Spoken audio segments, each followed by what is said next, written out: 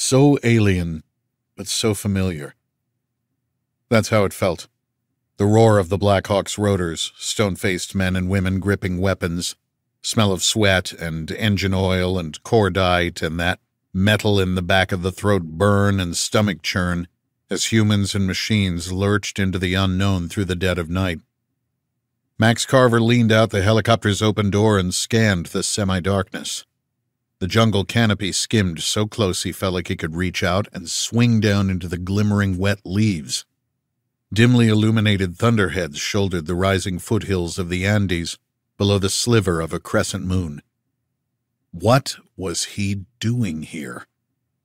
Max had asked himself the question a dozen times on the commercial leg in from D.C. to Bogota, then again on the private charter prop over the mountains, and the final hop in an unmarked Colombian military transport to a dirt airfield.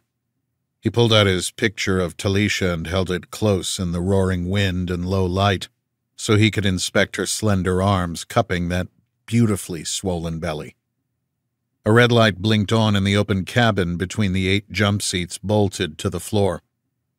10 minutes, came the voice of the team leader, an angular-faced man named Armat Kruger that Max had been introduced to the night before.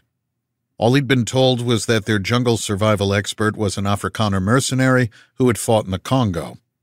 That, and he worked for Stillwater, the military contractor that put this last-minute mission together. The South African had to be 6'4", and the only person in the chopper taller than Max. Kruger said through the headset, "We're doing a soft egress. Everyone spread out to cover in the edges of LZ Alpha and rendezvous at the first checkpoint. The second team will be 300 yards west of the LZ Beta. Use your GPS if you get separated. That's what it's for. Everyone body up. Night gear on. 9 till touchdown. We're covering with drones. We make contact, everyone stand down and let Mr. Carver do the talking." A stocky young guy seated in front of Max pointed at the photo of Tal. "That your girl?" "Yeah," Max smiled. "Pregnant?" 7 months. "And you're heading out?" "In and out. Rescue mission. Just the ones that want to come," Max replied. "Should be back day after tomorrow. A week at most."